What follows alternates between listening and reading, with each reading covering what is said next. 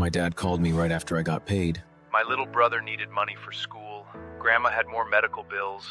And there was still the rent, water, and electricity. At the end of the call, he admitted, I've lost money gambling again.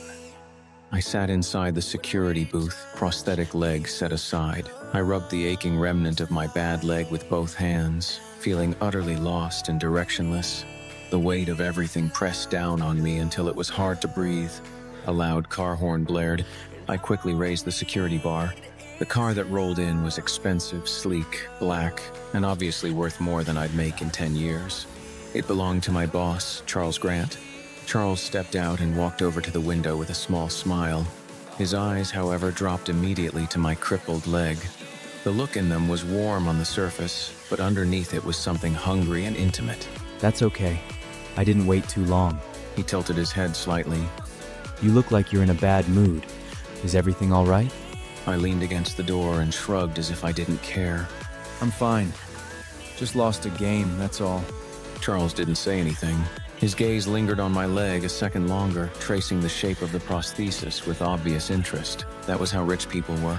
Their lives were too comfortable, so they developed strange cravings for broken things, for damaged edges. He licked his lips subtly. The rain was pouring hard that night.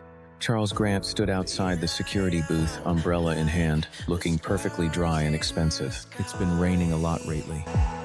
Your leg must be hurting more than usual. I'm fine. He paused, then spoke in that soft, careful voice of his.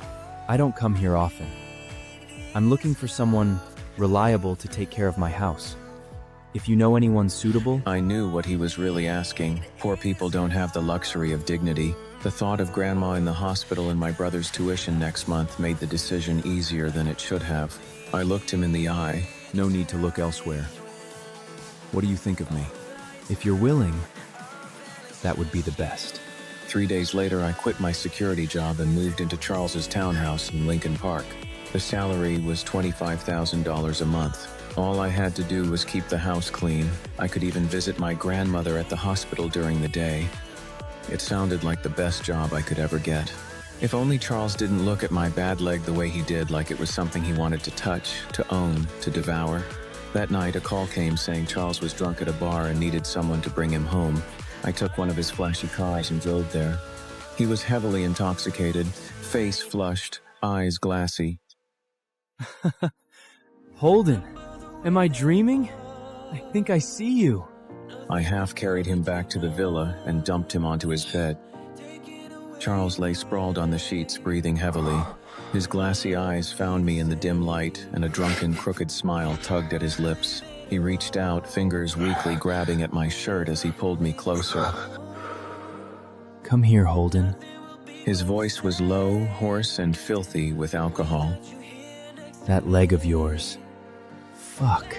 I've been hard all night just thinking about it. He let out a low, shaky laugh, eyes half-lidded with lust. As I tried to leave, his arms suddenly wrapped around my neck, refusing to let go. His lips brushed against my jaw, hot and unsteady. You're drunk, boss. But his hand was already sliding down, fingers tracing the line of my crippled leg with that familiar, unsettling hunger. Charles' eyes were dark, glazed with alcohol and something deeper. His hand kept stroking my bad leg, fingers pressing gently against the scars where flesh met prosthesis. The touch was strangely tender, yet filled with clear fascination. A low, shaky groan slipped from Charles's throat as his fingertips traced the edge of my prosthesis. It's really beautiful. He breathed hoarsely, almost reverently. His breathing grew heavier, ragged, each exhale turning into a soft, needy whimper whenever he pressed harder into the scarred skin. So beautiful.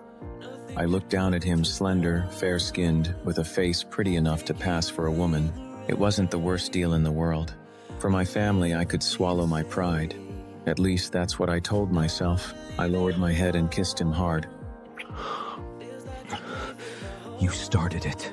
Charles's eyes widened in surprise, but only for a second. Then he responded eagerly, tongue meeting mine, breathing growing heavier.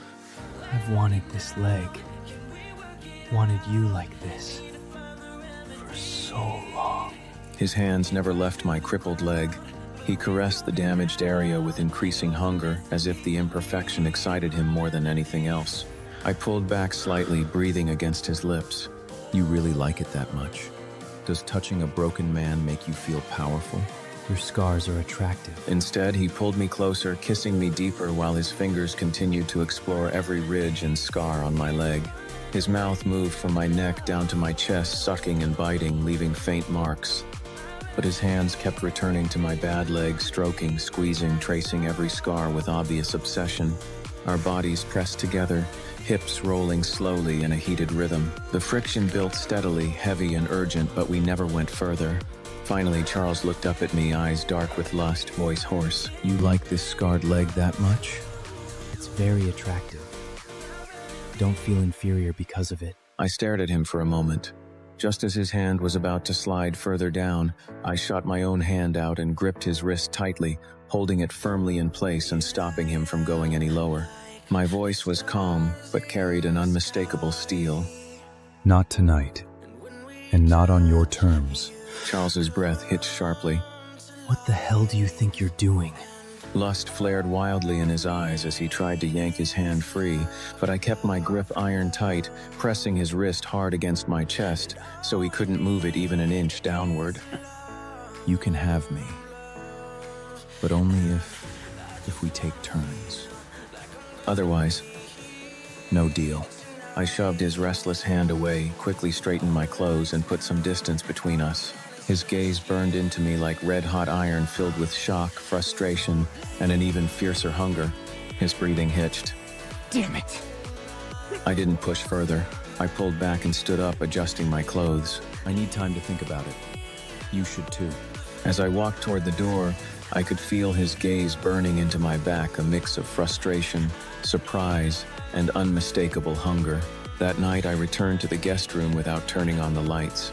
I lay on the bed staring at the ceiling, my mind replaying the image of Charles pinned beneath me, his eyes half closed, lips parted, breathing completely messed up. Just thinking about his expression made my body react in ways it shouldn't. I turned over and buried my face in the pillow. Damn it, Charles. You did that on purpose. The aching arousal refused to fade. Eventually, I had no choice but to get up and take a cold shower. The cold water slid over my skin, but it did nothing to suppress the burning desire inside me. The aching arousal refused to fade. I wrapped my hand around my throbbing and stroked it hard, fast, and rough. So good. I didn't want to admit that I was feeling desire for Charles's body. Before him, I had always been attracted to soft, smooth women. The next morning, I packed my luggage and prepared to leave. Charles was sitting in the living room drinking tea. When he saw me coming downstairs with my bag, his hand holding the cup paused midair. Where are you going? Back to where I belong. He didn't stand up. He simply stared at my prosthetic leg, his gaze glued to it. Your grandmother's hospital just sent the bill for this round of treatment. And your brother is still $3,000 short for next month's tuition. I stopped in my tracks. Are you threatening me? Rage burned through me. I wanted to strangle him. I'm not threatening you. I'm just reminding you. He set down his teacup, stood up, and walked over to me until I could smell the faint scent of his cologne. You can leave, Holden. The door isn't locked, but you should think carefully. You're not just walking out of this house.